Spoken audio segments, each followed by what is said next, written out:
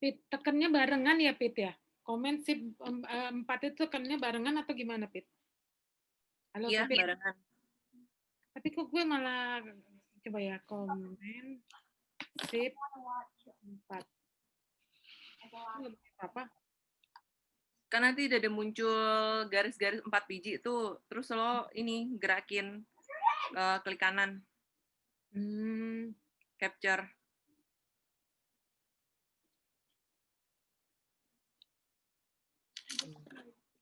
Gimana sih? Komen sip.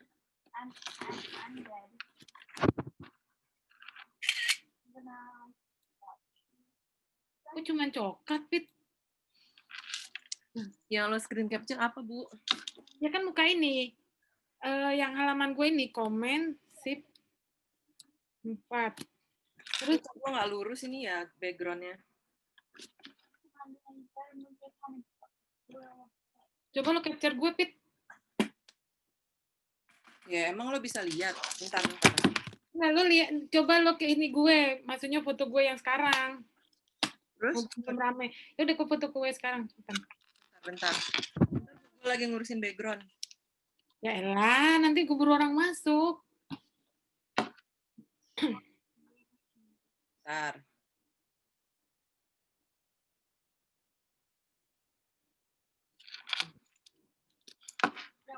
Bentar, gue nyalain video gue dulu dong. Duh, kok background gue ada ininya ya?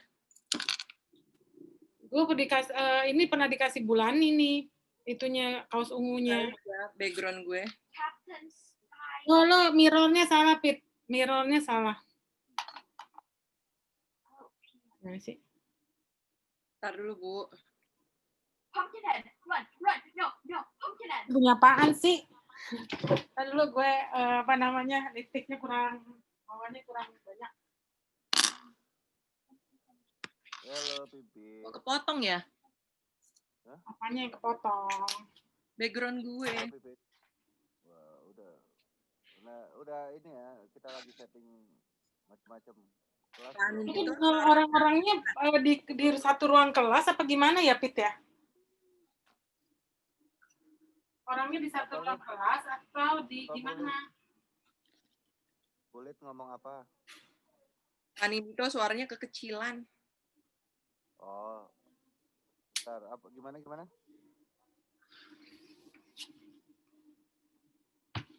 Tuh baju ungu gue kayak gini, Pit. Tuh, dulu dikasih Bulani. Gue nggak ada lah, kok belang-belang sih Bu kita? Yang penting ungu lah. Coba. Kedengeran nggak? Ya, kedengeran. Gimana boleh? Ini Pak Nindito, Pak Nindito fotoin kita berdua dong.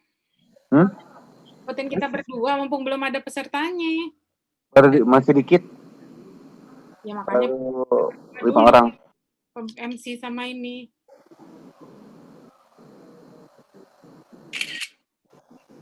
Malah begitu. Aku kosong ya.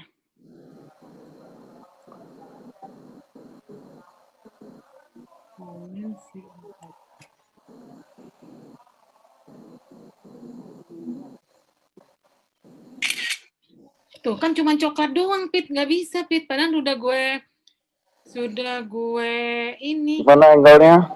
Oke? Oke. Gue si Pipit ungu-ungu.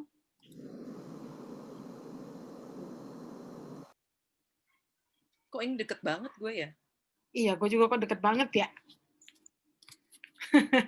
Kita nggak bisa dijajar berdua apa? Oh, maksudnya kita bukan mereka di Zoom ya? Mereka ngelihat kita rame-rame gini ya, Pit? Mereka lihat, nanti ada kurang satu laptop lagi. Oh, jadi maksudnya mereka satu ruangan, bukan sendiri-sendiri gitu kan? Enggak, bukanya ngelihatnya di layar, di proyektor.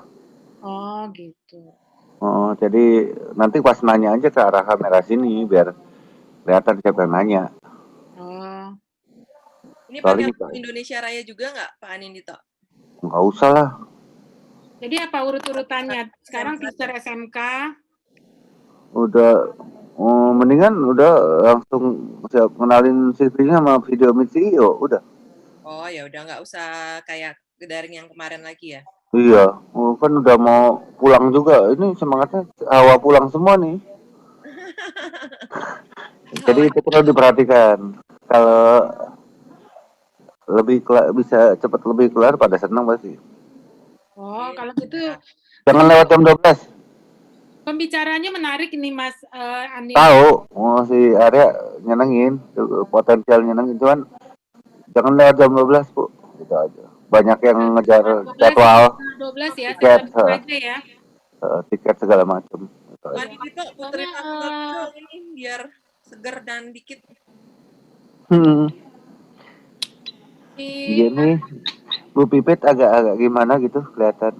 Kok kayak masih 25 tahun gitu. Nah ini gue ya Allah. Nah, ini Pit, Kalau kita gue berdua nih mundurin fotoin dong Pit. ini Pit, Ini background kayak ibu dan anak kalau jajar ini. kenapa?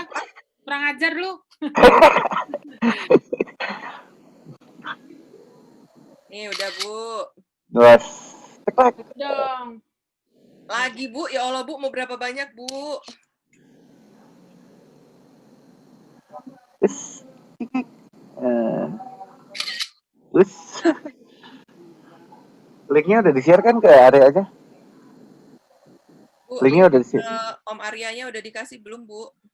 Areanya udah, dia Oh, kan oke. dulu. Nah, gue pakai AC dulu panas. Nih jangan-jangan belum bangun nih Bu. Si Arya itu grup jarum. Jarum suntik.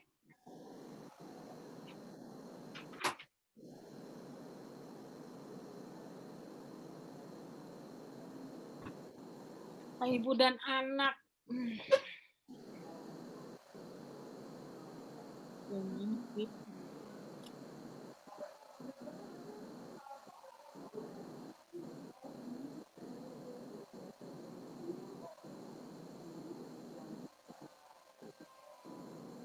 Om evaluasi ditampilin di mana Pak Anin? Ah, tetap coklat. Gue bingung kok jadinya coklat. Om Anin, form evaluasi ditampilinnya di mana?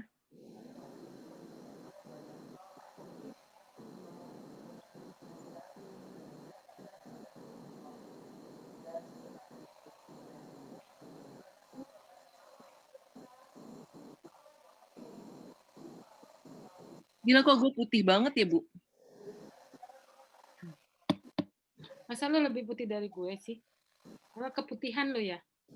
Memang gue lebih putih dari lu, cuman ini kok gue putih banget di kamera ini. Pakai background, gue jadi kayak Mana mayat. foto yang tadi, yang kita berdua, mana lihat? Kalau jelek ulang. Ya Allah. Kayak ibu dan anak. Kayak nyonya dan pembantu lah. Pembantunya sebelah sana yang pakai kacamata. Ya mungkin lah, gue lebih bening masa gue jadi pembantu. Mana ada namanya dalam sejarah Lydia pembantu. Kalau Pipit ada tuh nama pembantu. Kalau Lydia mana ada yang nama pembantu. Nama nyonya semuanya. Nyonya Lydia. Berarti Mars SMK nih nggak diputerin lagi ya? Langsung aja berarti ya gue opening. Oh. Ini sepi banget Bu, nggak puterin lagu Bu. Ini ada 3 orang, oh ya memang ada 3 orang ya si Mas Anin itu. Puterin lagu Bu, YouTube Bu. Bukannya lu yang harus muterin. Kan gue nggak tahu seleranya gimana. Nanti gue puterin lagu ajeb-ajeb pada kabur semua nanti Bu. Lagu itu aja. Lagu Bang Jago aja lah. Nggak bisa, kan adanya di Instagram. Bang Jago, Bang Jago. Lagu apa nih? Gue cari ini. Lagu apa ya? Lagu suka-suka lo lah. Lagu anak-anak ntar. Lagu Gisel aja, lagu Gisel. Kita kok gede banget ya, Pit? Settingan kameranya ya? Ini kedeketan kita sama layar.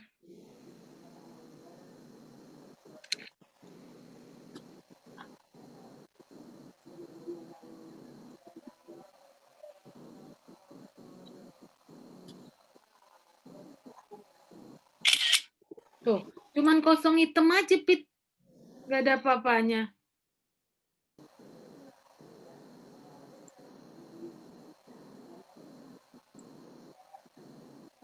Ngerti gue. Ini gue top 40 Prambors saja ya. Lo dodol ya, Pit. Masa kita dipoto bertiga? Ngapain sama foto bertiga? Kita foto berdua aja. Ya tinggal di crop satu, Bu. Ya Allah, oh, dodol, kenapa lo usah share screen? YouTube mah didengerin aja lagunya, nggak usah di share screen. Ya, bertiga. Semuanya bertiga. Ngapain berdua aja, Gi? Cepat berdua aja. Screen lagi dong. Berdua aja, kita berdua kayak gini. Ngerti, Rason? Kenapa kita bertiga? Iya. Biar kelihatan ada pesertanya, Bu. Ya lah, pesertanya si Anindito.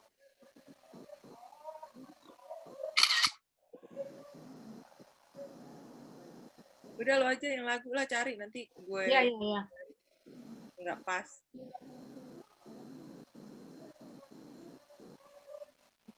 Udah belum lo fotonya? Nah, ayo lagu ini. Bang Jago ya, coba gue cari lagu Bang Jago di YouTube. Bang Jago. Itu judulnya apa sih Bang Jago ya? Bang Jago. Ada loh remixnya. Ya udah, puterin lah. Ampun Bang Jago ya.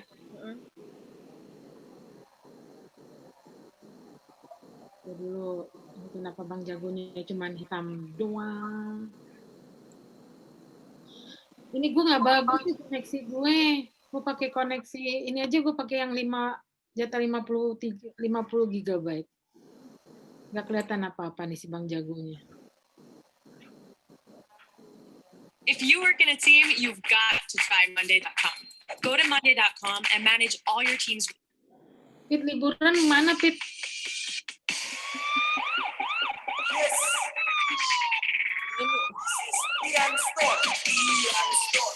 Abang Bang Jago, sorry Bang Jago, Abang Jago, yeah boom boom boom boom boom. Abang Bang Jago, Abang Jago. Ya kayak gitu. Apalagi sih lagunya yang mode-mode Bang Jago gini.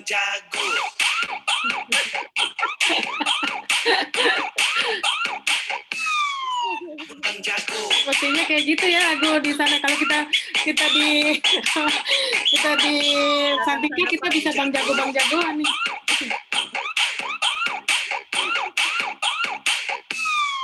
Ampun Bang Jago.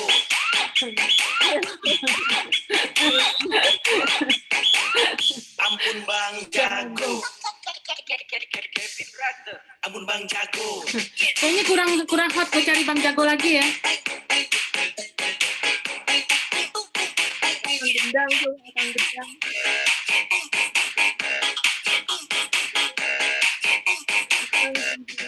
Ampun Bang Jago.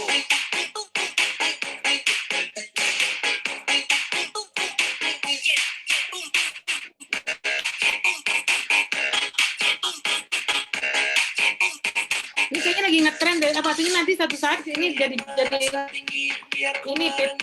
Jadi Kalian merasa hebat, biar ku yang lemah. Merasa paling terbaik, tapi cara kalian licik. Agak silangnya tidak bikin diri pandai. Jangan senang dulu, semua tinggal tunggu waktu. Ada yang manis, tapi itu bukan susu. Anak baru haus pujian, datang seolah dia jagoan. Maaf Yoda, sorry Yoda. Ampun Bang Jago.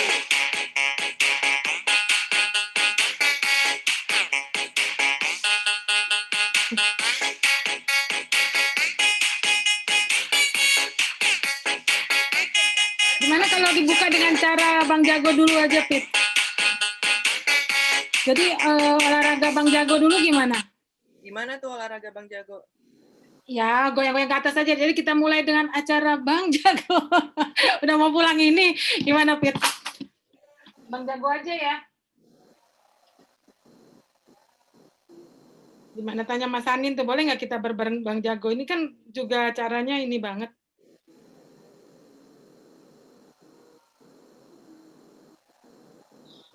Aduh, Bang Jago. Kita dulu.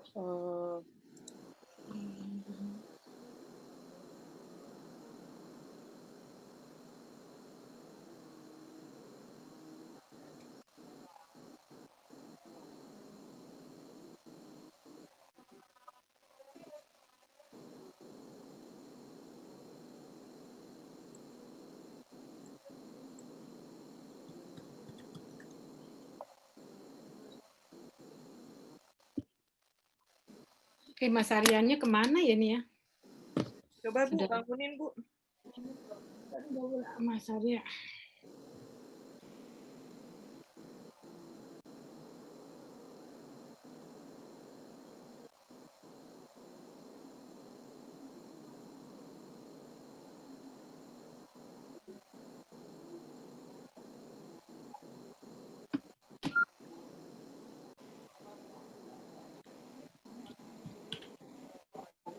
Bang Jagonya ada yang TikTok-kan mau nggak, Pit? Boleh. Bang Jago DJ. Jadi ada akun Bang Jago bale-bale di Pokemon di mana kamu? Official musik video coba.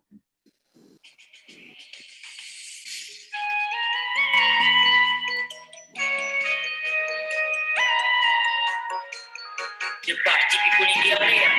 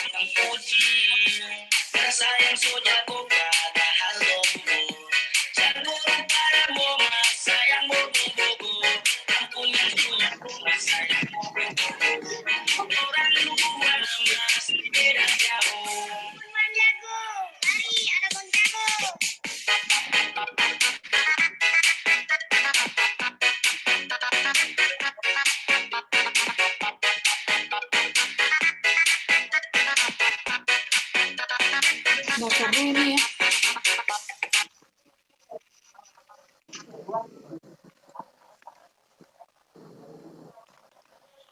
Oh,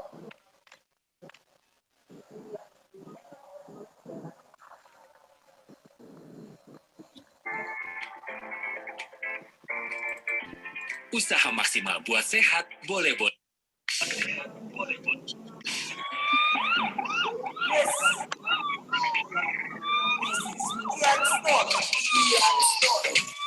Aku Bang Jago, sorry Bang Jago, Abang Jago, Pagi Bu. Ya. Bang Jago, Abang Jago, sorry Bang Jago.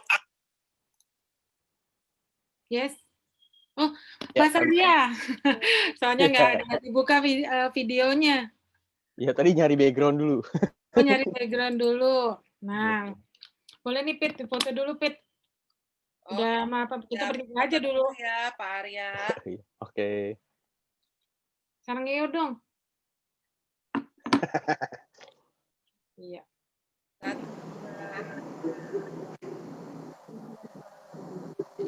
Iya. Oke. Selamat pagi Pak Arya. Pagi Bu.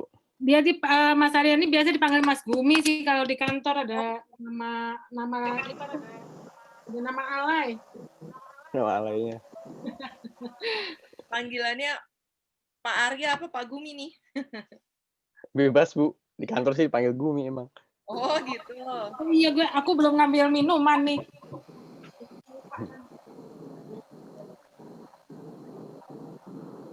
Sehat Pak Arya. Sehat Bu. Sehat-sehat. Untuk share screen-nya nanti materinya langsung dari Pak Arya ya? Iya, dari langsung dari saya aja. Baik. Tahun ini ada Social Media Week nggak sih Mas Arya? Tahun ini sih belum ada keramaian, Bu. Belum ada rencana-rencana tuh. Ya karena Lu pandemi nggak juga. bikin sosial media virtual ya? Kayaknya enggak deh. Lagi repot kayaknya. Itu Belum dengar lagi sih. MC-nya nanti namanya Yuliana Safitri, panggilannya Pipit. Nggak ada. Saya, Pak. Ya, Bu. Teman-teman dari SMK nih di mana, Bu, posisinya, Bu? Kepala sekolah SMK-nya ada di Santika Hotel Bekasi, Mas. Oh, oke. Oh, kalau Mas Arya mau ke sana kayaknya lebih seru sih. Iya. Ketemu sama mereka 90, jadiin basar semua tuh basarnya Mas Arya. BAYK itu apa ya singkatannya ya? Nggak Nggak ada. ada singkatannya, Bu. Tapi Jadi itu namanya BAYK kenapa? biar jadi perusahaan baik, Bu. Bukan baik. Oh, baiknya baik itu ya, baik alay ya. Baik alay. Oh, baik alay. Iya. Sustainability dia, Bu. Jadi memang lagi banyak kebutuhannya. Mm-mm. Apa namanya? Dari banyak sudut ya. Jadi kayak regulasi pemerintah jangan sudah mengharuskan perusahaan-perusahaan bank-bank buku 4 atau apa namanya yang listed di BEJ itu untuk bikin sustainability program. Jadi mereka memang sudah harus fokus ke 17 sektor SDGs itu, memberdayakan perempuan gitu. Harus ada kontribusi yang lebih banyak lagi lah, udah mulai diukur. Dan beberapa apa namanya? Secara marketing juga ternyata brand-brand yang tidak terlihat baik gitu ya, itu mulai ditinggalkan gitu, Bu. Jadi mulai shifting nih gitu. Jadi dari corporate communication, dari marketing communication, dari branding, dari apa bahkan sampai ke risk management gitu ya, itu juga mulai mengarah ke arah situ. Jadi buat future prospeknya perusahaan dianggap lebih stress test gitu, lebih tahan banting ke masa depan kalau dia dari awal sudah berbuat baik terhadap lingkungan dan sosial gitu. Jadi Luar biasa. Itu Pipit mau ngelamar kerja ya? Mbak Pipit dari BINUS juga. Jadi Ya, ada Binus. Dia Instagramnya berapa K? Terus rajin bikin giveaway sih. Bikin ya, giveaway. Jadi ada komunitasnya sih. Komunitas bukan asal jepret. Terus emak-emak blogger. Apalagi Pit? Upload kompakan. Upload kompakan coba. oh gitu. Oh iya. Sebenarnya mama kurang kerjaan sih. Nggak tahu mesti ngapain, terus dia ikut komunitas itu, hobi fotografi, Mas. Boleh mau di follow nggak Mama Sarya, Pit? Mbak Pipit aktif di situ, di upload kompakan dan lain-lain itu. Iya sih, lumayan. Upload kompakan, mama blogger, bukan asal jepret. Boleh tuh Mas diajak kerjasama tuh. Ya udah sering dengar sih.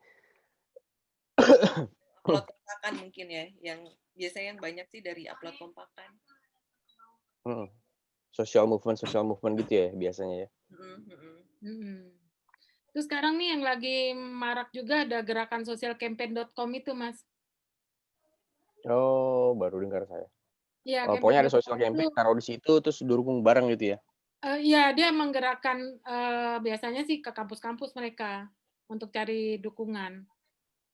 Jadi untuk sosialisasikan ya misalnya kesehatan, lingkungan, terus ya masalah-masalah di sekitar kita sih. Oke. Ya startup itu ya jarang juga ya ada startup sosial gitu ya. Kalau BAYK ini startup juga kan ya? Kalau belum 5 tahun kan masih startup usianya. Masih startup baru tahun ini, baru tahun awal masih ya, pertengahan tahun ini. Mas Arya tuh masih gabung ke grupnya Jarum atau Ya, udah? grup yang sama. Oh, grup yang sama. Wah, ini anak-anak itu ya startup baru aja gitu ya, tapi masih di company, whole company-nya sama ya, holding company-nya. Sama. Sepertinya Bapak Ibu Kepala SMK-nya sudah mulai berkumpul. Kita mulai aja ya, biar bisa cepat 11:30 katanya harus selesai nih Mas, karena mereka harus pulang ke daerah masing-masing merayakan Maulid Nabi. Silakan. Mulai. Selamat pagi Bapak Ibu Kepala SMK.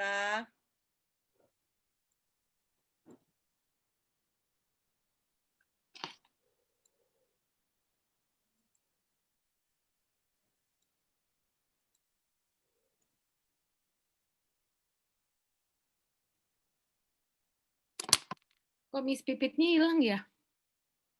Maaf, internet gue keputus. Gara-gara Bang Jago nih. Selamat pagi Bapak Ibu Kepala SMK. Apakah suara saya kedengeran?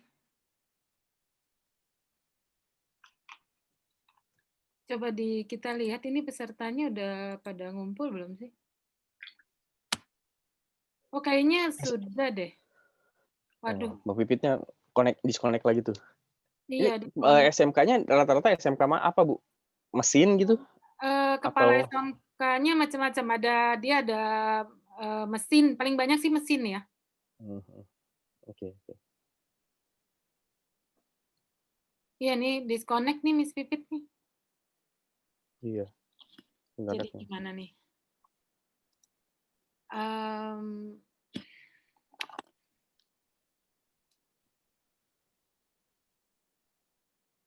Kalau teman-teman dari SMK-nya bisa dengar sih, kita lanjut, nggak apa-apa kali. Oke. Selamat pagi Bapak Ibu Kepala Sekolah SMK. Selamat pagi semuanya. Mohon maaf ini MC-nya ada problem di jaringan. Baik, kita akan mulai aja pada pagi hari ini sampai nanti jam 11:30 ya Bapak Ibu, karena Bapak Ibu juga sudah akan pulang ke daerahnya masing-masing. Sebelum kita mulai, saya akan perkenalkan dulu siapa pembicara yang pagi hari ini bergabung dengan kita. Saya share screen ya. Bentar.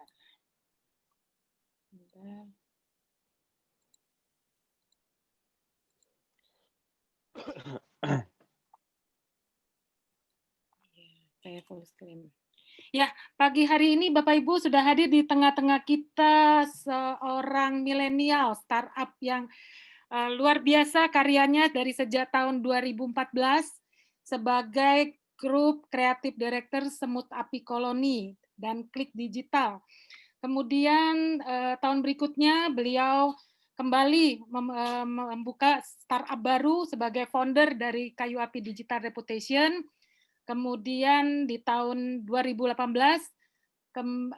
beliau menduduki jabatan Chairman Data Strategis Club. 2018 juga beliau menjadi General Manager masih di Semut Api Koloni Indonesia, dan pada tahun ini beliau mulai membuka startup BAYK Strategic Sustainability yang dibaca baik ya, gitu ya Mas Arya ya. Baik, kita sambut Mas Arya. Boleh langsung segera memulai. Waktu kami persilakan. Saya stop share ya. Oke, terima kasih. Selamat pagi Bapak Ibu, teman-teman dari SMK. Bisa mendengar suara saya kah? Gitu. Halo. Oke, terima kasih. Ya, tadi Ibu Lydia sudah mengenalkan saya. Sebentar, saya coba share screen. Ya, sebetulnya saya merasa masih belum cukup pantas nih untuk sharing tentang CEO gitu ya, karena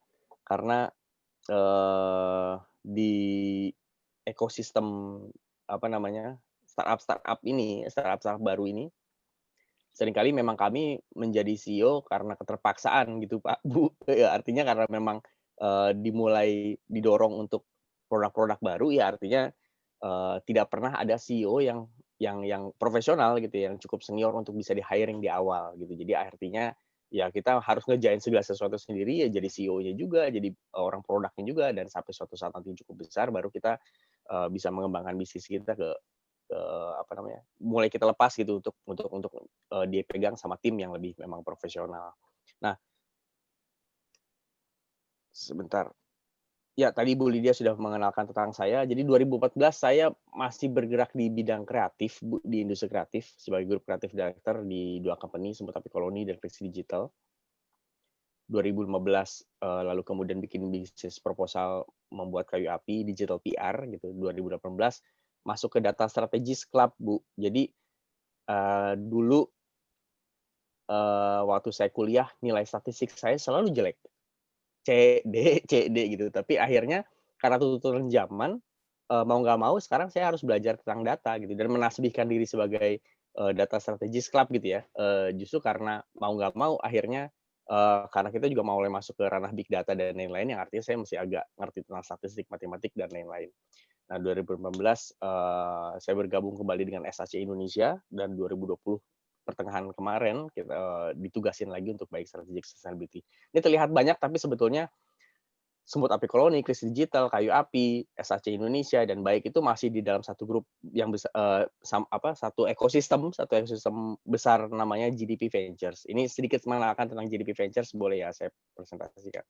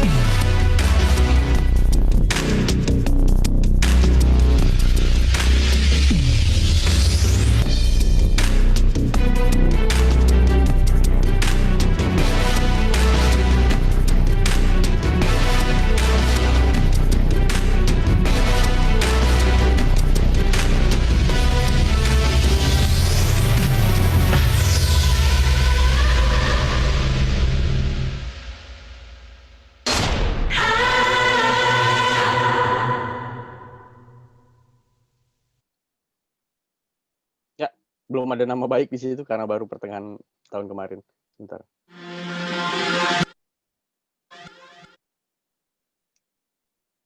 Oke, jadi hari ini saya akan cerita aja Bu tentang beberapa perubahan yang mengagetkan. Artinya beberapa CEO perusahaan besar yang dulu tadi saya sempat cerita, yang dulu terbukti gitu ya berhasil ternyata ketika masuk ke beberapa industri baru itu juga agak ternyata tidak belum tentu cocok gitu. Jadi akhirnya saya merasa bahwa hari ini kita ngobrolin tentang CEO in change saja deh. Soalnya beberapa bulan lalu kita sering dengar kan kayak misalnya Hero supermarket itu menutup beberapa gerainya, terus kemudian Ramayana, Matahari, beberapa perusahaan-perusahaan besar yang dulu gede gitu sekarang tiba-tiba harus menyatakan bangkrut. Terus kalau di luar sana ada Walmart, ada Toys R Us gitu ya, kalau yang dulunya raksasa sekarang tiba-tiba menyatakan bangkrut. Tapi yang saya paling ingat adalah ketika CEO-nya Nokia harus di dalam pidato menyatakan kebangkrutannya Nokia. Bayangkan Nokia yang dulu raksasa gitu ya, yang kita pakai semua handphonenya jadi disebut handphone sejuta umat itu bahkan harus menyatakan kebangkrutannya, dan CEO-nya ketika pidato ada satu kalimat yang selalu saya ingat adalah dia menyatakan bahwa we've done nothing wrong. Kita nggak melakukan sesuatu yang salah. Kita melakukan metode manajemen dengan benar, tapi entah kenapa tiba-tiba kita harus bangkrut. Jawabannya ya gara-gara dunianya udah berubah, Jenderal. Nah, hari ini sebetulnya inti dari presentasi saya hari ini adalah tentang era disruptions, yang mungkin Bapak Ibu pernah dengar. Kekacauan gara-gara era ini, gara-gara kebaruan secara teknologi, marketnya berubah gitu juga ternyata dampaknya luar biasa. Jadi saya cuma ngambil beberapa contoh gitu yang berubah dari sisi market, konsumen, publik, secara manajemen, secara human resources, dan ada industri 4.0 dan lain-lain. Nah, secara market konsumen gitu ya, stakeholders, itu karena sekarang ada millennials, ada Gen Z gitu yang kemarin-kemarin sering banyak dibicarakan tuh ternyata juga membuat kaget. Media preference mereka berubah, jadi dulu kita masih sempat membaca koran gitu atau beberapa tahun lalu kita masih membuka .com, berita news gitu ya dengan membuka browser tuh liputan6.com, detik.com. Nah, sekarang preferensi mereka berubah, mereka nggak baca lagi berita, mereka nggak mengakses publisher lagi. Jadi udah nggak pernah lagi nulis metrotvnews.com gitu, tapi mereka membuka timeline Facebook dan sosial media mereka, diklik beritanya, dibaca berita, tapi nggak peduli publisher-nya siapa. Ini salah satu penyebab hoax juga, tapi artinya penguasa media tuh udah sosial media akhirnya gitu ya. Ini yang menyebabkan beberapa media secara bisnis juga menjadi homeless media. Itu di bawahnya ada tulisannya, media-media gembel gitu jadi sebutan. Jadi karena semacam EG Plus gitu, mungkin Bapak Ibu pernah dengar, atau opini.id ya, di grup kita yang di Indonesia itu kita sering melihat konten-konten mereka, tapi kita nggak pernah datang ke website-nya sesungguhnya gitu. Namanya homeless media. Dan time span-nya anak-anak ini ternyata pendek banget. Time span mereka tuh ternyata kalau kata riset tinggal 8 detik, Bu. Setiap kali ngeliat satu konten, satu materi, itu cuma 8 detik. Itu lebih rendah dibanding time span-nya yang dimiliki oleh ikan Mas Koki yang 9 detik. Gitu. Nah, preferensi mereka untuk membeli produk, tadi sempat kita ngobrol sama Bu Lydia, juga memang sudah berubah nih. Jadi kalau dulu orang beli produk gara-gara alasan rasional gitu ya. Mau beli sampo, ada sampo 2-in-1 nih, lebih murah kan, ada samponya, ada conditioner, terus kemudian 3-in-1, 4-in-1, harga lebih murah, dan lain-lain lagi. Terus kemudian bergeser ke alasan emosional benefit. Kita mengenal istilah branding, ya kan, zaman dulu. Jadi orang-orang membeli bukan karena alasan rasionalnya, nggak apa-apa deh harga lebih mahal, tapi karena brandnya lebih bagus gitu. Nah sekarang bergeser lagi ke brand purpose sebutannya. Jadi ada banyak riset yang menyatakan kalau anak-anak ini sekarang cuma mau membeli barang-barang atau produk yang diproduksi oleh produsen yang baik secara lingkungan dan sosial. Gitu. Jadi dilihat dulu nih konsumennya, produsennya bagus apa enggak gitu. Dan 70% berdasarkan riset ya, 70% anak ini juga ternyata baru mau masuk ke perusahaan-perusahaan yang terlihat baik secara lingkungan dan sosial. Makanya sekarang lagi booming lagi istilah social entrepreneurship. Gojek itu menyebut diri sebagai social entrepreneurship, hadir tidak untuk mencari untung. Dia hadir untuk mensejahterakan orang-orang Indonesia yang nggak punya kerjaan dengan ngasih kerjaan sebagai driver gitu. Tapi toh ujung-ujungnya jadi lebih untung dibanding perusahaan konvensional. Garmin Bank di Bangladesh itu juga tidak mengatakan bahwa kita nggak nyari untung, kita mau mencoba memberi kredit pada orang-orang yang selama ini tidak disentuh oleh bank. Tapi ternyata lebih menguntungkan dibanding bank-bank konvensional. Nah, lalu kemudian pasar ini juga ternyata menghindari kesempurnaan, Bu. Jadi perusahaan yang terlihat terlalu sempurna, terlalu kaku, terlalu rigid itu malah juga dihindari oleh mereka. Ini konsep yang kita sebut sebagai the perfect imperfections. Menjadi sempurna justru karena tidak sempurna. Jadi kalau secara gampangnya kalau di iklan tuh kayak dulu kita berjualan produk kosmetik dengan dengan talent, dengan model yang sangat cantik gitu, yang flawless. Sekarang udah nggak bisa lagi karena nggak relevan sama mereka. Mereka lebih senang justru ngeliat vlog-vlog kecantikan gitu kan ya, dengan apa adanya, kamera apa adanya yang ya wajahnya juga tidak flawless gitu, terus mengatakan bilang kalau bibir aku kan tebel jadi kalau kondangan tuh mesti pakai lipstick anu gitu. Jadi storytelling-nya justru jauh lebih menjadi alasan utama seseorang konsumen ini membeli barang apa tidak. Itu secara market. Lalu kemudian ada konsep sharing ekonomi gitu, ada community partnership kayak Gojek tadi ya sebagai contoh. Gojek ini perusahaan transportasi yang nggak punya motor atau mobil satupun gitu jadinya. Karena dia community partnership-nya, sharing ekonomi, berbagi. Nah ini kan jadi akhirnya secara cost juga harusnya jadi lebih lean ya, secara lebih singset gitu, lebih mudah berubah. Kemudian secara manajemen juga fokusnya udah mulai result oriented. Jadi timnya lebih self manage, Pak Bu. Anak-anak ini ya kalau kita punya tim juga lebih ke kayak nggak bisa lagi tuh 9 to 5. Katanya nih Pak, nggak bisa lagi 9 to 5. Terus kemudian dilihatin, oke, kalian 15 menit ngerjain ini, 15 menit ngerjain ini. Kamu ngapain dari tadi ngeliatin nggak ngapa-ngapain gitu. Itu ternyata udah nggak ini lagi. Yang penting sekarang kita kasih result di depan. Habis itu mereka pakai cara apapun terserah deh. Yang penting tercapai resultnya. Self-manage timnya, jadi nggak perlu banyak diawasin. Gitu. Jadi ini sebenarnya alasan-alasan kenapa sekarang banyak perusahaan-perusahaan yang membiarkan anak-anak karyawannya untuk bekerja di coffee shop gitu, di co-working space atau pakai cara pendek, nggak apa-apa, bodo amat. Yang penting resultnya tercapai. Nah, jadi semangat ini juga akhirnya menular ke semangat untuk membuat inovasi terus-terusan. Innovation first, inovasi di duluan di depan. Google punya program namanya entrepreneurship. Jadi entrepreneurship gitu ya, tapi ini entrepreneurship di dalam perusahaannya. Soalnya awalnya mereka memang ternyata punya kesulitan. Ini yang mereka punya karyawan banyak, anak-anak muda ini bosenan, terus kemudian ketika dikasih waktu jam 9 sampai jam 5 harus bekerja, terus dengan job desk yang cukup jelas, mereka bosan. Akhirnya mereka keluar bikin startup sendiri gitu ya, karena masih punya passion yang luar biasa. Nah, akhirnya dipikir-pikir dibanding mereka harus keluar dari perusahaan terus membuat perusahaan-perusahaan sendiri yang bahkan menjadi kompetitornya Google, akhirnya Google bikin program entrepreneurship tadi. Anak-anak ini, Google memotong 20% waktu kerjanya mereka untuk anak-anak ini bebas melakukan apapun di luar role-nya mereka, tapi masih di lingkup di Google. Jadi ada orang finance tiba-tiba menjadi engineer, tiba-tiba menjadi orang IT, tiba-tiba menjadi orang UI UX gitu, interface dan lain-lain, bikin kumpul sendiri. Bikin kelompok sendiri, memanfaatkan waktu 20%-nya itu dibebaskan. Ya sampai akhirnya sekarang Google punya ratusan produk yang dibuat oleh karyawannya sendiri gitu. Tinggal nanti udah jadi karyawannya berapa persen kayak Google karena menggunakan fasilitas Google.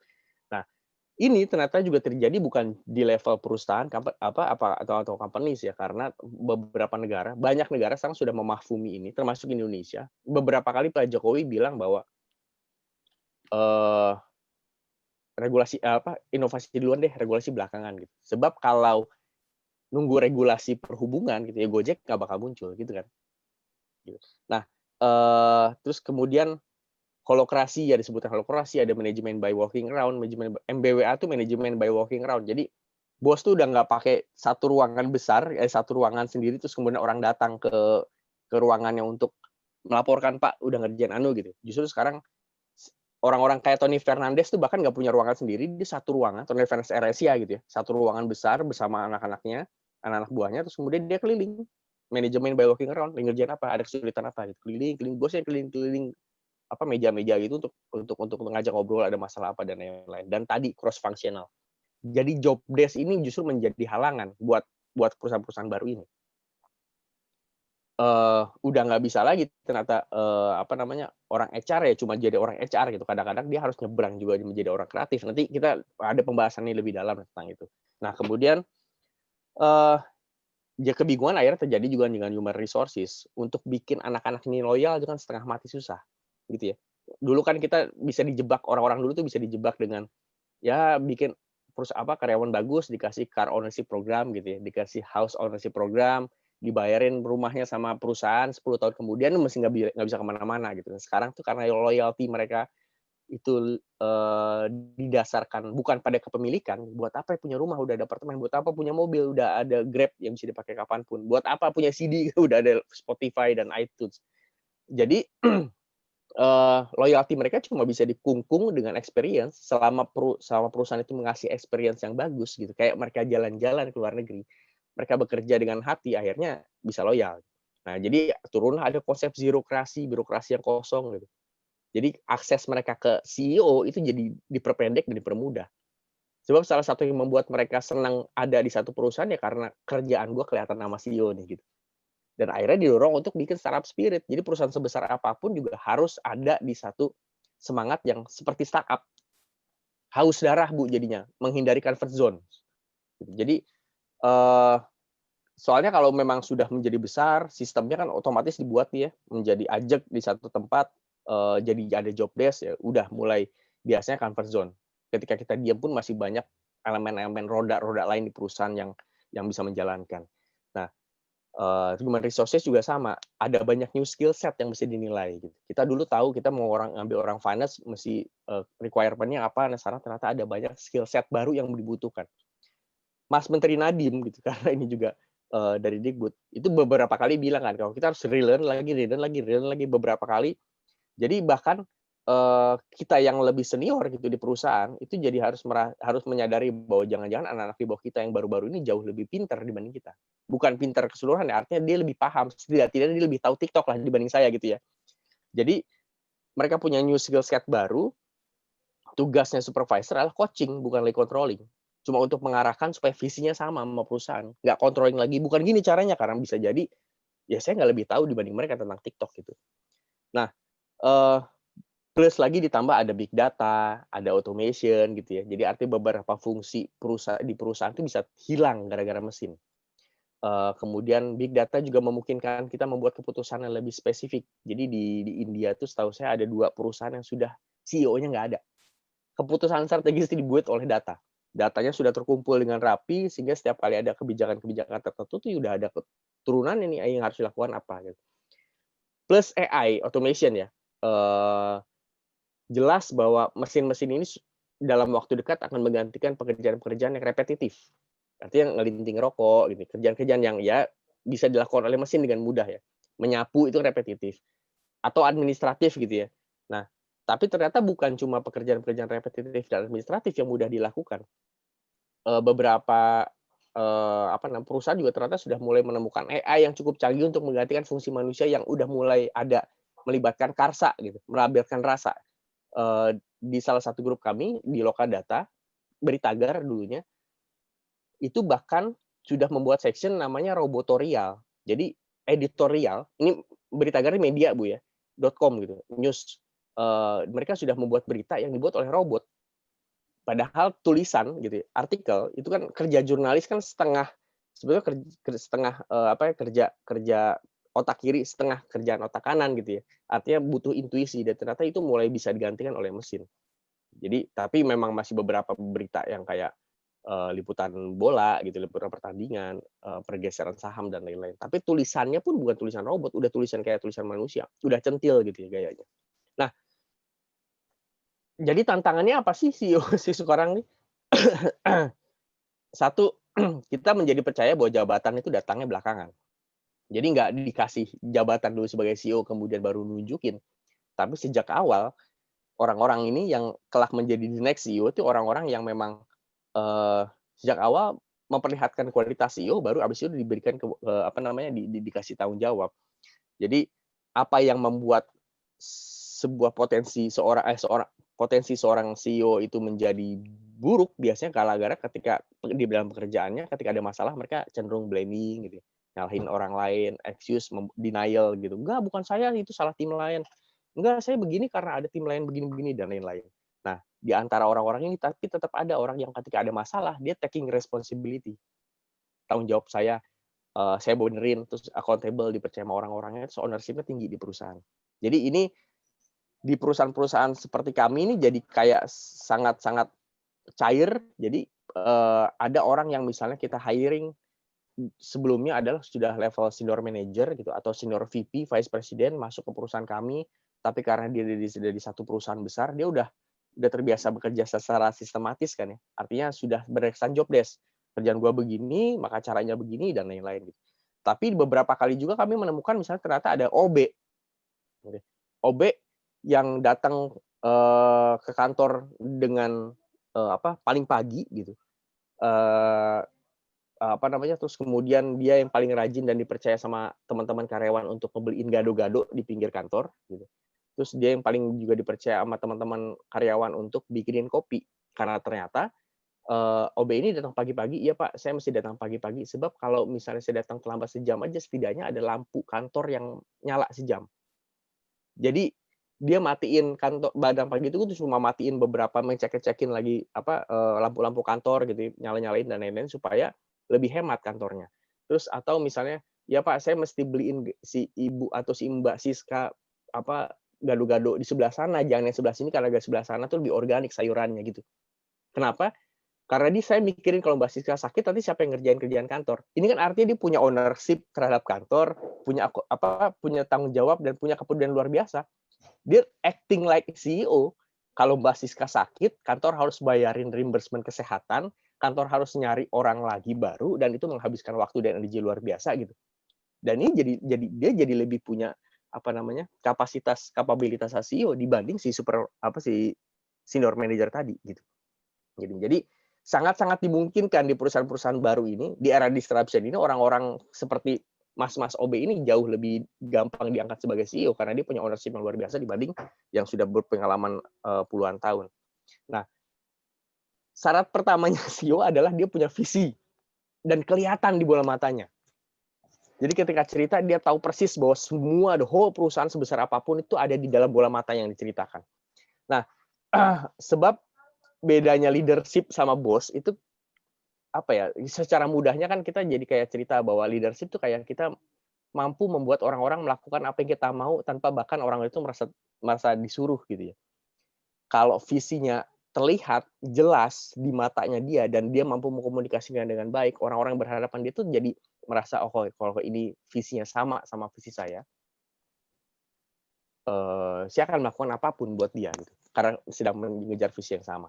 Nah, ini kebetulan jadi pembahasan beberapa waktu lalu lah ketika saya ngobrolin tentang era disruption ini ya ke beberapa teman-teman CEO lain gitu. Di beberapa perusahaan yang lebih besar lah enterprise ini cerita gini, Mas Gumi, kita tuh udah mencoba merubah kultur di perusahaan-perusahaan ini, perusahaan-perusahaan lama gitu.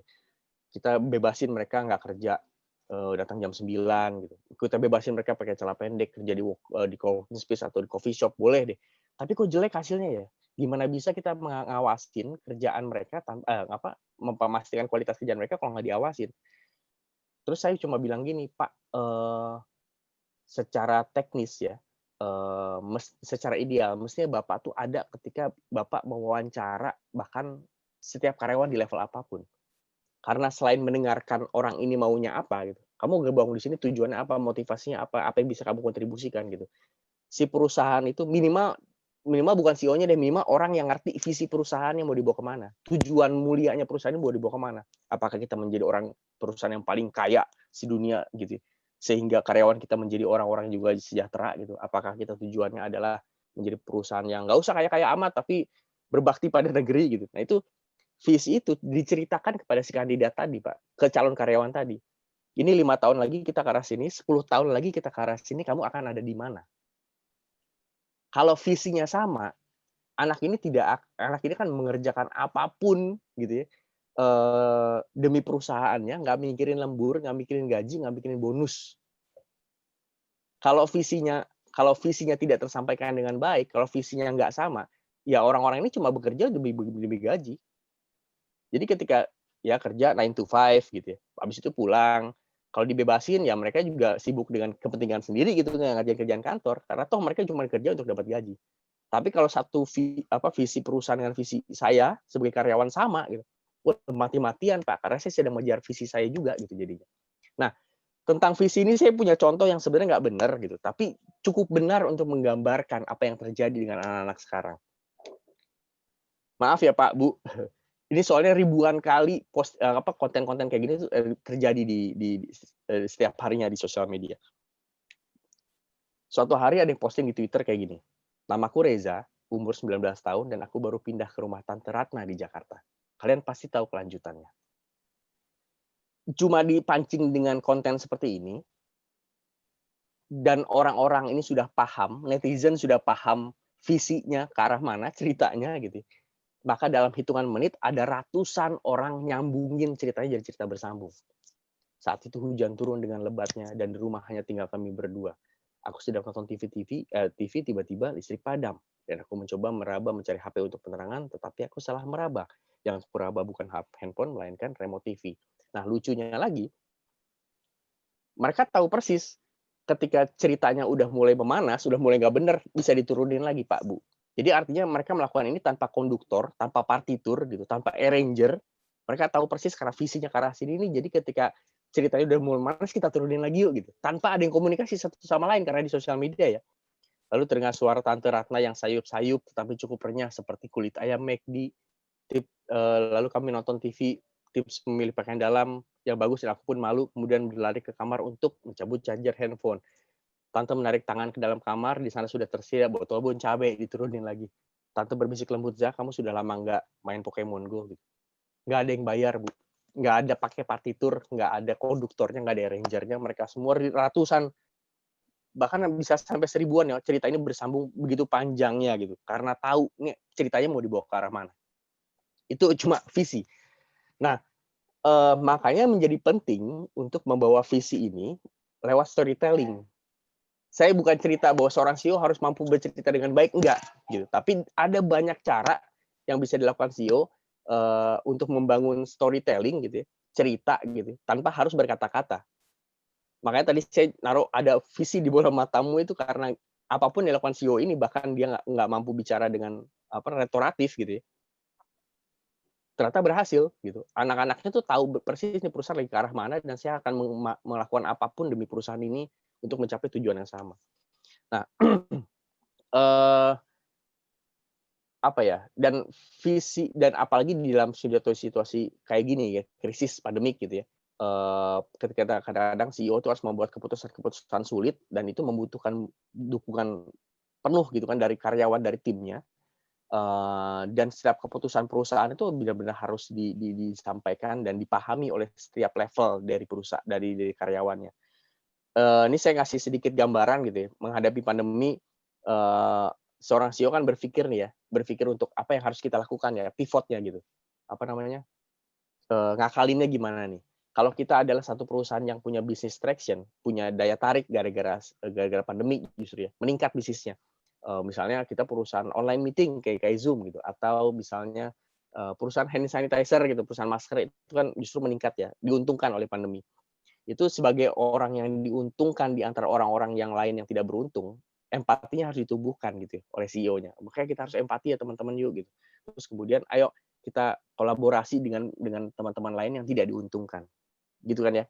Sebuah perusahaan baik kan memang ketika ada di satu ekosistem sosial, ketika dia lagi beruntung gitu kan, dia menggandeng orang-orang yang sedang tidak beruntung gitu ya ceritanya ya.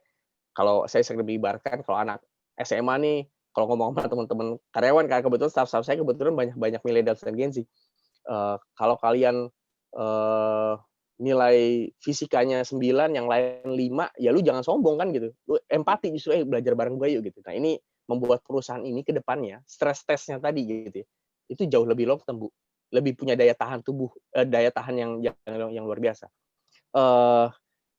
Dan itu bukan karena kita punya niat baik, itu memang ada hitung-hitungannya. Jadi kayak kalau misalnya gini, kalau saya sekarang menjadi perusahaan yang cuma mikirin cuan gitu, cuma mikirin bisnis, supaya bisnis saya ajak gitu, saya kan mesti nyewa satpam 10 supaya nggak digangguin gitu. Saya mesti bayar atau nyogok gitu supaya nggak digangguin dan lain-lain.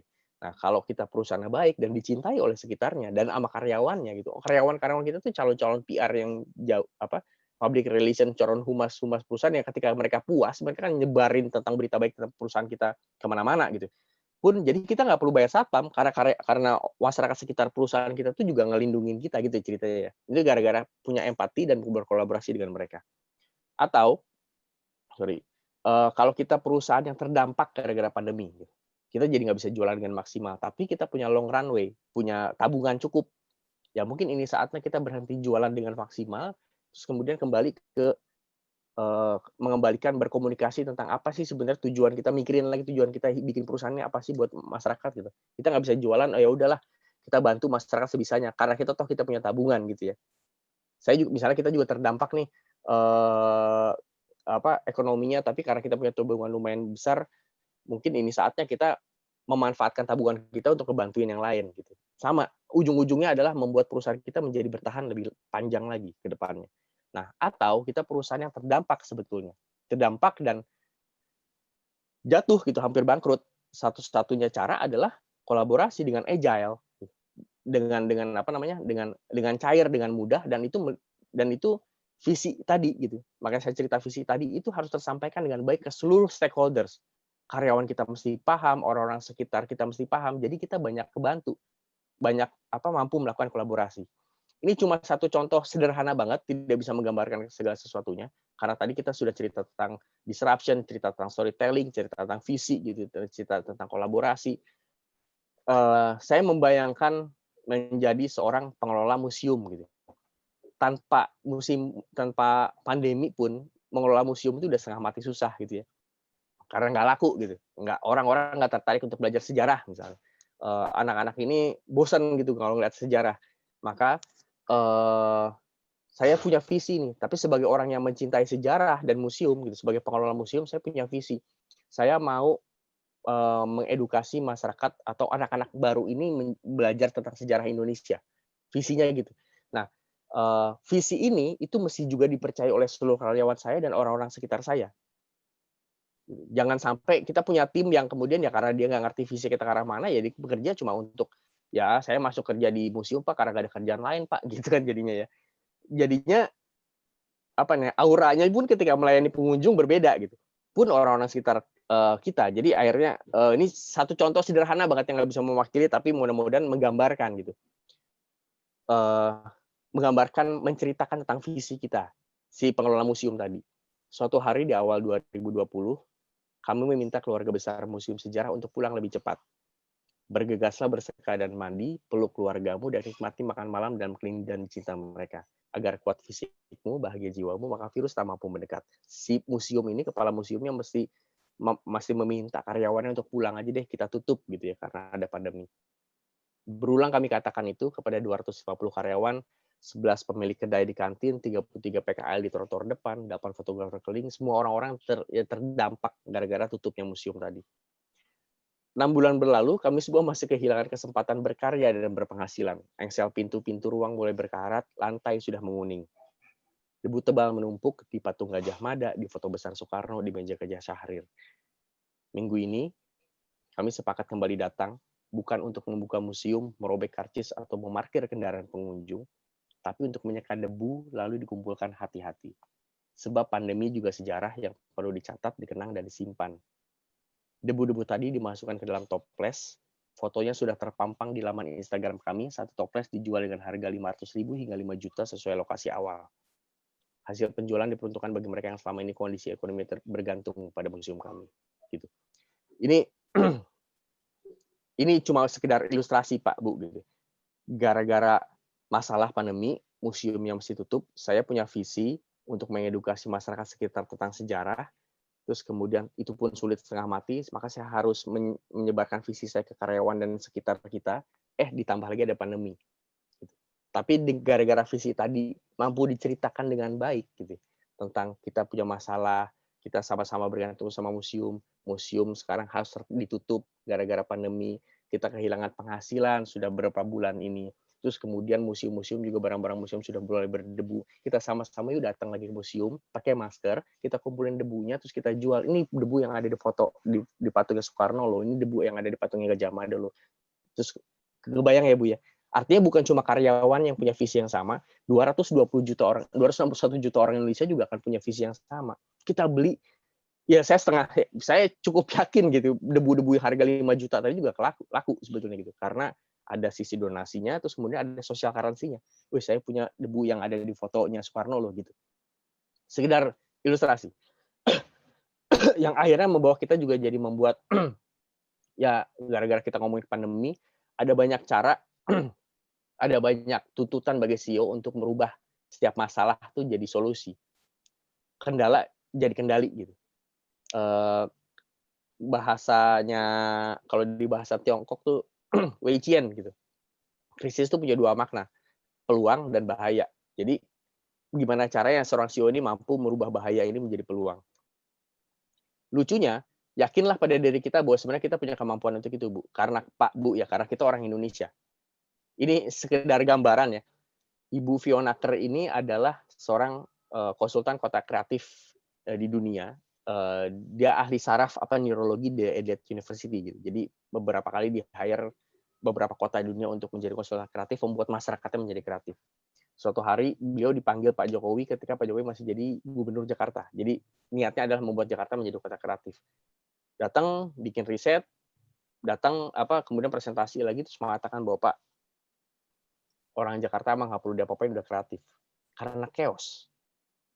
Muncullah survival mode. Jadi Gojek nggak muncul lah kalau kira-kira Jakarta nggak macet gitu ya. Kita bikin 3-in-1 gitu supaya nggak macet di Jakarta. Ya muncullah pekerjaan-pekerjaan baru seperti joki 3-in-1 gitu ya. Orang Amerika ketika krisis, resesi ekonomi, karena segala sesuatu sudah tersistemasi dengan baik ya, artinya mereka harus beli rumah mortgage gitu ya, gara-gara kredit KPR gitu ya, segala sesuatu yang mereka beli dengan kartu kredit dengan cicilan karena pekerjaan mereka sudah cukup anjing gitu. Ketika dipecat, terus saya bunuh diri Pak, banyak gitu, karena nggak mampu bayar cicilan rumah dan lain-lain. Mau bikin usaha juga setengah mati karena BP POM-nya kan sudah cukup udah cukup kuat ya. Jadi mau bikin perusahaan UKM tuh jualan gitu nggak gampang. Di Indonesia jauh lebih mudah. Orang di PHK bikin nasi uduk depan rumah selesai gitu. Nah, gara-gara chaos tadi, akhirnya kita punya survival mode-nya luar biasa. Survival mode ini tiap hari kita lihat di Indonesia, Pak, sebetulnya kalau kita mau yakinin ya. Karena kita sudah terbiasa sengsara gitu, jadi punya daya tahan yang luar biasa untuk menjadi kreatif dan punya solusi. Ada orang yang setiap sholat Jumat kehilangan sendal jepit. Akhirnya dia ngakalin dengan ditulisin lah sendal jepitnya dengan tulisan Kapolri. Gitu. Jadi nggak ada yang mau ngambil lagi. Ini kan konten-konten tiap hari kita lihat di Indonesia. Mau bawa barang, nggak punya kendaraan, ada motor tapi nggak punya helm ya sekalian. Gitu. Ya sekali lagi ini kejadian-kejadian fenomena-fenomena yang setiap hari kita lihat di Indonesia. Artinya survival mode kita, kemampuan kita untuk mengeluarkan kemampuan seluruh otak kita gitu, itu menjadi luar biasa besar. Nah, saya ada satu premis lagi yang agak berbeda sebetulnya.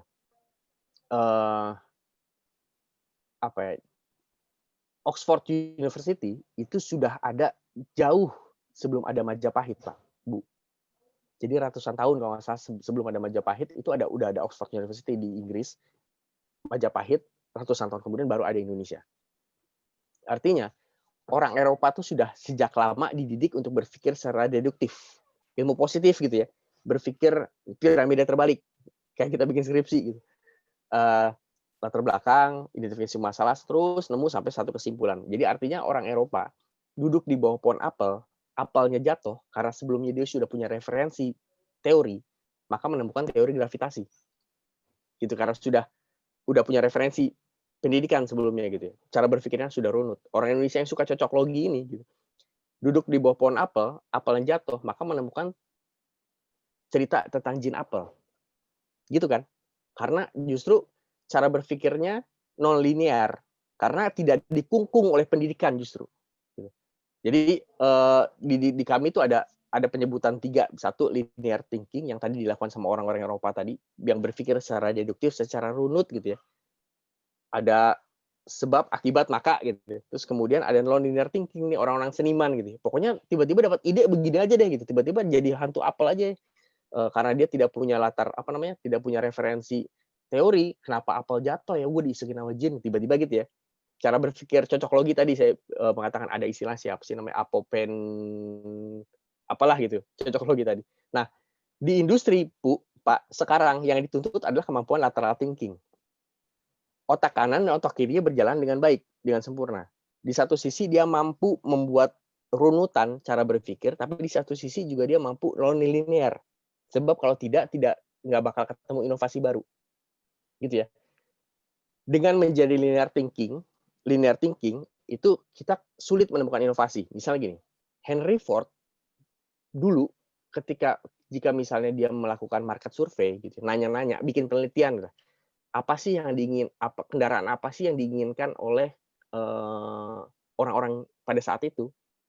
Orang-orang itu kan menjawab kuda yang jalan lebih cepat karena pada saat itu zaman kuda. Gitu ya. Akhirnya kalau berpikirnya linear, maka Henry Ford cuma akan membuat kuda. Gitu ya, karena hasil temuannya di lapangan adalah orang-orang membutuhkan kuda yang jalan lebih cepat, maka dia menghasilkan inovasinya kuda yang jalan lebih cepat. Non-linear ngayal nih. Gimana caranya bisa lebih cepat lagi jalannya gitu ya. Seniman-seniman menghayal dan lain-lain, tapi karena nggak punya latar belakang pendidikan, maka supaya saya bisa berjalan lebih cepat lagi, maka saya ke dukun gitu ya. Karena saya pernah ngeliat dukun yang jalannya jauh lebih cepat dan bahkan bisa terbang gitu. Itu non-linear. Nah, lateral itu ternyata kemampuan antara menemukan ini tadi, berpikir linear gitu ya. Kecepatan kuda berapa, tenaganya gimana, makannya apa, terus kemudian menyambungkan hayalan gimana caranya bisa bikin kuda yang jauh lebih cepat ya, maka muncullah mobil. Henry Ford membuat mobil gitu. Ini yang disebut lateral thinking tadi, Pak. Nyambungin antara intuisi dengan ilmu gitu. Nah, istilah sekarangnya connect the dots jadinya. Istilah yang sering dipakai sama Steve Jobs gitu ya, connecting the dots. Jadi akhirnya tuntutan bagi CEO zaman sekarang adalah menjadi seorang deep generalis. Pernah dengar istilah ini, Pak, Bu? Dulu kita dididik baby boomers gitu. Ini istilahnya millennials terhadap orang-orang tua mereka. Baby boomers itu generalis, Mas, katanya. Mereka sekolah ya jadi doktorandus gitu ya. dokter Anda, gitu. General, ilmu sosial ya dokter Andes, ilmu apa namanya teknis jadi insinyur gitu. Banyak orang masuk manajemen, banyak orang memilih masuk ke hukum gitu karena dianggap ya setelah itu bisa jadi apapun. Itu generalis. Nah, kemudian shifting nih menjadi spesialis. Dokter Andes banyak banget, dokter Anda banyak banget. Saya spesialis saja. Saya jadi dokter gitu. Saya menjadi pilot. Kemudian saya menjadi tukang kayu, tapi tukang kayu yang paling canggih. Itu spesialis. Nah, sekarang bergeser lagi, Pak Bu, sorry. Jadi generalis, spesialis ke deep generalis. Jadi ternyata spesialis sekarang itu juga agak tuntutan bisnis itu lebih mencari CEO yang deep generalis yang mampu melihat secara overview. Jadi orang yang jago banget menggambar itu gimana pun nggak bakal bisa jadi CEO karena dia tidak memahami unsur-unsur lain di dalam perusahaannya. Nah, akhirnya jebakannya adalah CEO sekarang ini jadi kayak dituntut untuk menjadi polimet. Polimet itu orang yang ngerti apapun segala sesuatunya gitu ya. Banyak ilmunya lah. Dan kita sering bertemu, bukan sering mengenal sosok-sosok seperti ini. Leonardo da Vinci adalah polimet. Ya, dia pernah bilang bahwa belajarlah science of art dan belajarlah seni dari science gitu. Dan lalu connecting the dots-nya. Leonardo da Vinci itu kan seorang pelukis besar gitu, yang dia mampu membuat lukisan dengan sempurna dalam tanda kutip itu karena dia juga paham anatomi tubuh manusia. Kenapa dia paham anatomi tubuh manusia? Karena dia belajar tentang ilmu matematika, golden ratio, gitu. Hitungan kalau kuping itu proporsinya berapa besar di antara bagian wajah gitu akhirnya. Charles Darwin polimet, Thomas Alva Edison polimet. Sebab kalau Thomas Alva Edison cuma belajar tentang listrik, ya dia nggak bakal pernah bisa menciptakan lampu. Dia ngerti cuma alam, ya alam aja. Tapi karena dia ngerti alam, ngerti petir menghasilkan energi listrik, gitu. Terus kemudian dia juga seorang yang seniman yang mikirin kenapa lampu rumah gua nggak bisa seterang dulu, maka dengan daya hayal tadi ya, maka dia mau menciptakan bohlam lampu. Polimet Pak Bu jadinya. Nah, visi tadi kan kita tadi ngobrolin tentang CEO punya visi, storytelling-nya, ceritanya, dan orang-orang inilah yang dibentuk sehingga akhirnya banyak ratusan karyawannya juga mau melakukan apapun gitu ya tanpa konduktor, tanpa disuruh, tanpa diminta, tanpa diawasi. Kemudian tuntutan harus selalu menghasilkan inovasi-inovasi baru dengan kacamata yang lebih lebar lagi. Nah, PR terbesarnya biasanya adalah CEO-nya mampu melakukan itu, tapi kemudian timnya nggak siap. Maka itu sebabnya manajemen ini menjadi tools-nya. Jadi kalau ngomongin CEO kekinian gitu, CEO tadi adalah lokomotif yang menggereknya timnya, tapi timnya juga harus disiapkan. Sebab kalau nggak bisa berlari dengan fase yang sama, dengan ritme yang sama, ya ketinggalan. Barulah masuk manajemen sebagai support tools untuk CEO-nya mencapai visinya. Yang paling penting dalam menyiapkan tim di manajemen tuh, ya ini saya ngambil quotes-nya Sun Tzu gitu, adalah memahami what kind of game kitanya. Kita ada di mana, kekuatan kita apa, kelemahan kita apa, terus kompetitor kita gimana gitu ya. Nah, ini yang menyebabkan ada beberapa cara menyiapkan tim atau manajemen untuk next level gitu, untuk lebih maju lagi. Ini bukan saya yang bikin ya Bu, ini ada beberapa manajemen training gitu atau beberapa teori-teori manajemen yang juga membahas tentang change management ini. Ini saya dapat kalau nggak salah dari Pak Mirwan. Nah, untuk mencapai next level gitu, objektifnya apa sih? Goals-nya adalah kita growth jauh, misalnya lebih untung, lebih kaya, perusahaan jadi lebih besar gitu. Terus impact-nya apa? Perusahaan kita kalau menjadi lebih besar, karyawan lebih sejahtera kah gitu? Konsumen lebih puas kah gitu? Terus kemudian ada kultur yang dibangun lebih positif di perusahaan kita supaya kita kerjanya bahagia. Dicatat nih impact-nya apa, growth-nya apa, kulturnya apa. Terus kemudian sudahkah visi tadi kita sudah clarity apa belum, sudah cukup jelas apa enggak direction-nya dari CEO ini ke anak-anak ini. Apakah sudah dijelaskan ke anak-anak ini, anak-anaknya apakah sudah cukup paham what kind of game kita ya, kita ada di stage mana nih? Kalau main bola tuh apakah kita lagi pertandingan persahabatan, kita lagi final kah? Kita Liga Inggris kah? Apa kita Liga Tarkam kah gitu ya. Diceritakan kondisinya kita lagi perusahaan kita ada di sini, situasinya kayak gini, kompetisinya kayak begini. Maka liganya gimana, yang harus didaki itu apa? Dari tim yang kelas 2 jadi kelas 1 kah atau misalnya kelas 2 menjadi kelas 2 paling bagus kah gitu. Itu mesti diceritakan tujuannya. Kenapanya dan bagaimana caranya juga mesti dijelaskan lagi, dipastikan lagi apa yang harus di-improve ya. Kalau kita mau dari tim sepak bola kelas 2 mau menjadi kelas 1 atau kelas 2 tapi juara 1 gitu. Yang harus improve adalah skill ini. Yang harus kita miliki adalah skill ini. Maka kita harus mampu punya gelandang yang seperti ini gitu. Proses barunya gimana, mesin baru caranya gimana, terus dengan begitu kita punya prospek baru seperti apa. Terus kemudian secara reguler harus dievaluasi. Apakah karyawan saya sudah cukup aware? Apakah selama ini jangan-jangan mereka nggak tahu bahwa kita lagi mengarah ke arah sini, jadi cuma doing business as usual, ya datang jam 9 pulang jam 5 gitu. Atau mereka tahu tapi nggak tahu caranya gimana, atau tahu caranya tapi belum diaplikasikan karena nggak biasa gitu. Jadi tahu nih apa yang harus dilakukan. Apakah saya mesti sosialisasi ulang, apakah saya mesti ngasih tahu gimana caranya mereka melakukan ini, atau mereka sebetulnya malas saja karena udah melakukan cara yang lama gitu, atau sudah setiap hari mereka lakukan. Dicek lagi, terus kemudian leadership di bawah kita juga harus align nih. Kita punya pipeline nggak untuk menggantikan kita gitu. Apakah kita punya tim di bawah yang bisa selalu kita andalkan? Apakah tim di bawah ini kalau sakit ada di bawahnya lagi nggak untuk disiapkan gitu. Terus kemudian adakah winning habit, kebiasaan untuk selalu menang gitu. Caranya gimana? Setiap kali kita maju gitu dengan produk baru atau jualan baru, apa edit value-nya ya?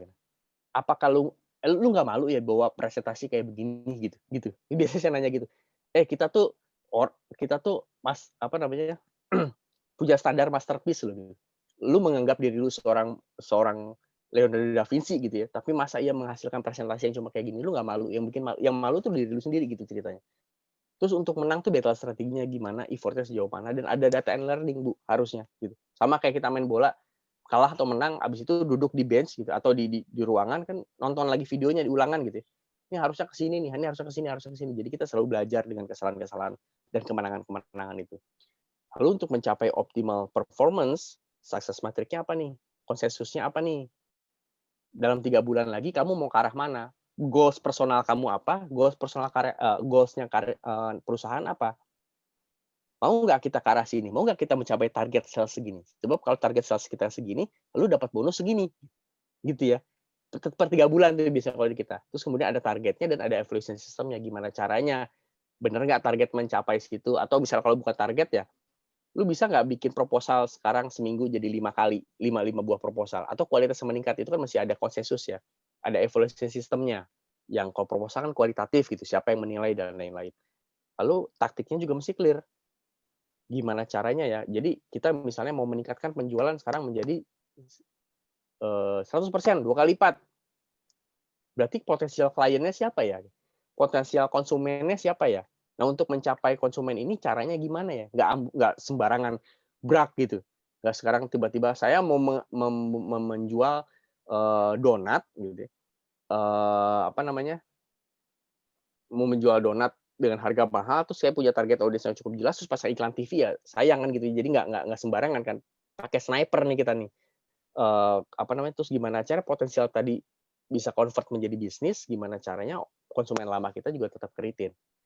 Gitu, kira-kira gitu Bu. Jadi ya mudah-mudahan Pak Bu kita diskusi aja. Mudah-mudahan cukup waktu untuk diskusi. Di akhir sharing ini saya cuma mau cerita bahwa ya itu tadi kita banyak orang mengibaratkan disruption tuh kayak kita naik gunung yang dulu kita pakai jalur yang sama, pakai peralatan yang sama, sekarang tiba-tiba jalurnya hilang, longsor. Jadi banyak orang-orang di atas itu untuk mencari jalan keluar. Ada yang kebanyakan gagal, hilang di gunung gitu. Beberapa gelintir berhasil di era disruption ini. Tapi karena saking sedikitnya, jadi keberhasilan mereka itu belum bisa dijadikan pattern, belum bisa dijadikan pola. Ini harus diikuti oleh orang-orang lain gitu. Ini satu era di mana metode manajemen, komunikasi, politik, marketing yang dulu dianggap sahih, sekarang dipertanyakan ulang. Itu sebabnya bahkan level CEO-nya CEO yang perusahaan luar biasa besar itu kebingungan dan mempertanyakan, we've done nothing wrong, kita nggak melakukan sesuatu yang salah, kita melakukan metode manajemen dengan sangat baik, terus kenapa kita bangkrut ya gitu. Jadi semangatnya kita sekarang adalah, kalau di kantor saya selalu bilang sama anak-anak untuk nyoba, gagal, dan bahagia. Coba dulu, habis itu gagal, nggak apa-apa, yang bahagia, yang penting kita udah nyoba gitu. Oke, terima kasih. Selamat siang Bapak Ibu, kita diskusi lebih lanjut lagi aja. Baik, terima kasih Mas Arya. Waduh, padat sekali ya. Tadi yang poin penting dalam yang disampaikan oleh Mas Arya itu bahwa kita harus punya visi yang berbeda dengan kalau menyebut generasi yang lalu-lalu, generasi kolonial ya Mas. Beda dengan generasi milenial dan generasi Z gitu ya. Nah, ada titipan pertanyaan pada saat saya masuk ke kelas. Dari kelas ini ada pertanyaan seperti ini, Mas.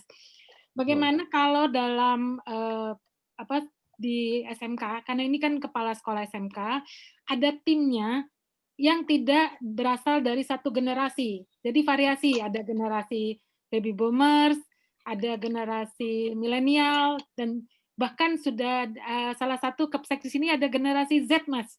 Masih muda sekali, Oh ya? baru lulus. Iya, baru lulus 1-2 tahun yang lalu lah dari S1 gitu. Gimana itu Mas? Kalau timnya bervariasi gitu. Ya, itu sebabnya tadi kita membicarakan tentang visi. Jadi visi ini lintas generasi, Pak Bu. Gitu. Ya ternyata begitu. Bapak Ibu tahu Didi Kempot, gitu ya. Didi Kempot kan generasi entah kapan gitu, tapi karena dia mampu menyampaikan visinya gitu. Toh millennials dan Gen Z juga nggak keberatan. Bahkan didapuk menjadi the godfather of the broken heart gitu, karena ya bukan masalah umur ternyata. Masalah kita punya relevansi yang sama, kita punya tujuan yang sama, menceritakan tentang hati yang patah gitu ya. Ya maka jadi ribuan orang hadir selalu di setiap konser yang mahal itu gitu. Jadi saya rasa walaupun kita generasi kolonial kata Bu Lydia tadi gitu ya, generasi kolonial tapi kemudian kita punya visi yang sama gitu. Anak-anak Gen Z dan bahkan generasi apa nanti berikutnya juga ketika punya visi yang sama, kita akan berjalan di perahu yang sama jadinya. Kalau kita millennials tapi kemudian kita nggak jelas visinya apa gitu ya, kelihatan bahwa kita ya kerja karena kita di hire dapat gaji selesai gitu ya. Ya ketemu anak-anak ini juga nggak bisa jalan gitu, nggak ngaruh. Itu kira-kira Bu Lydia. Ya. Kalau boleh tahu berapa lama ya Mas pengalaman Mas Arya membangun satu tim yang benar-benar satu visi gitu? Ya, yang kalau masalah visi ternyata tidak terlalu sulit menemukan orang yang visinya sama. Gitu. Karena kebetulan tadi ya saya sempat cerita bahwa ternyata anak millennials dan Gen Z ini punya daya juang, punya kreativitas dan punya passion yang lebih baik gitu ya. Ya nggak kerja buat dapat duit gitu ceritanya ya. Kalau secara visi sebenarnya lebih gampang menemukannya. Yang sulit justru adalah karena untuk menemukan skill set yang dibutuhkan ya gitu. Ini kayak tadi kita ngomongin deep generalis Pak Bu. Sulitnya gini, saya mau mencari orang HR itu ternyata nggak bisa cuma dari orang HR. Orang HR HRD gitu ya. Orang HRD ini kan tugasnya adalah membuat tim atau membuat karyawannya, salah satu tugasnya adalah membuat karyawan yang solid dan yang kapabilitasnya bagus gitu. Dia nyari talent management, talent development gitu ya. Tapi ternyata nggak cukup dengan punya ilmu HRD, itu mampu membuat tim yang canggih. Karena ternyata tadi saya sempat cerita bahwa anak-anak ini baru mau masuk perusahaan yang visinya sama. Yang terlihat keren, yang kalau outing jalan-jalannya jauh gitu ya. Artinya seorang HRD ini juga jadi harus ngerti tentang ilmu PR, ilmu branding, karena dia harus mencitrakan perusahaan itu jadi perusahaan yang keren, yang tempatnya asik, yang komunikasinya baik gitu. Jadinya. Di generalis tadi, makanya saya sempat cerita tadi, ternyata nggak cukup. Orang finance dulu kita nyari orang finance ya sesimpel dia orang yang cukup detail, ngerti pembukuan gitu ya. Dan bisa jadi controller yang baik. Ketika ada pengeluaran nggak perlu, dia bisa potong ngingetin gitu. Tapi ternyata sekarang gini, saya nggak bisa cerita detail ya. Ketika kita lagi kumpul di semua grup perusahaan nih, kita belajar dari beberapa investasi grup besar, investasi grup kita di luar negeri. di Amrik ya gitu. Jadi soalnya Bu Lydia tahu ya kita ada investasi grup juga di ITA Rising gitu, Rich Brian dan lain-lain itu. Jadi ada beberapa investasi kita di luar negeri. Itu ternyata misalnya kita dikasih target 1 tahun gitu. Kasih 1 tahun semester pertama atau 6 bulan pertama itu target kita jauh dari harapan. Misalnya target kita 1 tahun sales 100 miliar gitu. Ternyata di 6 bulan pertama itu masih 30 miliar. Dan kita bisa ngelihat bahwa 6 bulan berikutnya kita nggak bakal mencapai 100 miliar juga. Nah, kebiasaan finance kita strateginya adalah ya udah kalau gitu supaya kita nggak rugi-rugi amat gitu, potong kos, potong bonus, potong fasilitas, ayo jangan banyak-banyak pakai voucher taksi gitu ya, supaya ketika nanti di ujung tahun ya mudah-mudahan kos kita nggak sebesar itu, jadi kalau dapat 60M pun masih nutup. Tapi lucunya beberapa perusahaan di luar itu orang finance-nya jauh lebih berani. Forecaster kita nyebutnya, bukan controller. Wah, ini kita jauh dari target 100 miliar, kita baru dapat 30 miliar di pertengahan tahun. Bukan yang motong budget, tapi justru malah kita investasi aja lagi. Tabungan kita masukin ke situ supaya bisa beli mesin baru. Nah, mesin baru ini kita harapkan mampu mencapai targetnya gitu. Kebayang ya, ternyata seorang finance yang konvensional gitu, controller aja yang penting duit nggak kemana-mana dan dipakai secara efisien, itu ternyata nggak bisa bertahan di perusahaan-perusahaan baru. Justru kita membutuhkan orang finance yang juga mampu mikirin ke depannya. Oke, kita investasi lagi aja, duitnya mesti digelontorkan. Jadi ketika rugi kita mesti ngeluarin duit yang lebih besar lagi justru supaya bisa beli mesin baru supaya kita bisa lebih untung, kira-kira gitu. Artinya orang finance yang diharapkan sekarang juga nggak cuma ngerti finance dan pembukuan, tapi juga ngerti visinya, ngerti produknya, dan lain-lain. Kira-kira gitu, Pak, Bu. Mas Arya. Terima kasih. Sebagai statement closing, apa ya Mas? Closing statement-nya untuk akhir acara ini. Karena jam 11 para peserta akan ada acara lain, Mas. Silakan. Oke. Baik. Ya, makasih Bu Lydia, makasih teman-teman dari SMK. Pertemuan singkat ini mudah-mudahan menginspirasi bapak-bapak, ibu-ibu. Tapi sesungguhnya saya memang benar-benar percaya bahwa potensi-potensi generasi muda Indonesia berikutnya akan ada di tangan teman-teman di SMK itu gitu loh. Karena ada banyak banget potensi Indonesia yang masih belum dieksplorasi lebih lanjut lagi, dan saya titip teman-teman yang masih lebih muda dibanding saya untuk sekolah di SMK, dan mudah-mudahan benar-benar bisa menjadi generasi yang to be the next CEO Indonesia itu harusnya punya ribuan orang gitu. Terima kasih. Selamat siang, Bu Lydia. Terima kasih Mas Arya atas sharingnya pada hari ini. Waktu saya kembalikan kepada MC. Silakan Miss Yuliana Savitri. Terima kasih Bu Lydia. Terima kasih Pak Arya. Luar biasa sharing yang menarik sekali pagi ini Pak Arya. Mudah-mudahan bermanfaat dan bisa menjadi suatu ilmu yang berguna bagi bapak-bapak, ibu kepala sekolah SMK pada saat kembali ke sekolahnya masing-masing. Di akhir acara, saya ingin menyampaikan sebagai ucapan terima kasih dari acara sebagai pembicara dalam sesi Meet CIO dalam program peningkatan kapabilitas manajerial kepala SMK berbasis industri 2020 hari ini. Berikut adalah sertifikat yang diberikan kepada Bapak Arya Gumilar. Mohon diterima secara virtual dulu ya Pak Arya. Siap. Makasih banyak. Terima kasih. Baik, langsung saja untuk acara hari ini. Kalau begitu cukup sekian, kita tutup dulu ya Bapak Ibu Kepala SMK. Silakan untuk melanjutkan ke acara berikutnya ya. Ya, acara dengan Pak Saryadi di lantai 5. Oh iya, siap. Acara dengan Bapak Saryadi ada di lantai 5, Bapak Ibu Kepala SMK. Untuk Bapak Ibu Kepala SMK yang hari ini ada yang pulang ya? Pulang ke daerahnya ya kalau nggak salah ya. Saya ucapkan selamat jalan, semoga selamat sampai dengan tujuan. Dan semoga sukses untuk kedepannya. Akhir kata, SMK bisa, SMK hebat. Buat. Ya. Ya. Baik. Terima kasih, saya izin live.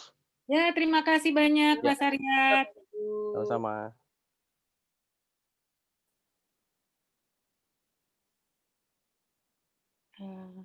Pit. Ya, dia lab. Pit.